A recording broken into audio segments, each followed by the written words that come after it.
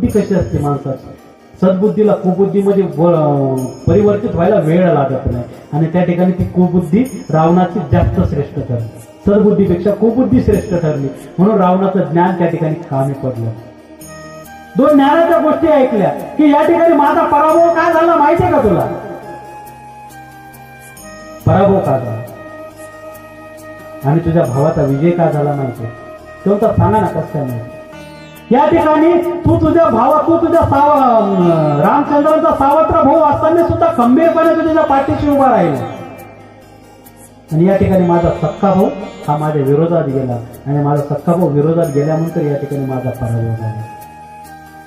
भावाने भावाला समजून घेतलं पाहिजे की या ठिकाणी आपल्या सख्या भावामुळे रावणाचा या ठिकाणी पराभव झालेला आणि सावत्र भाऊ खांद्याला खांदा उभा राहून त्या ठिकाणी श्रीरामासोबत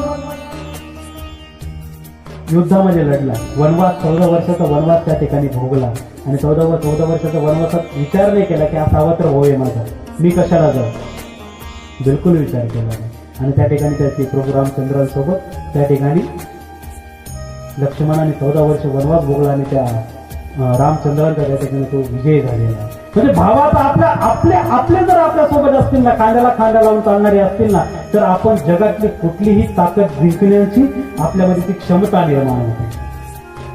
आपल्यासोबत असले पाहिजे.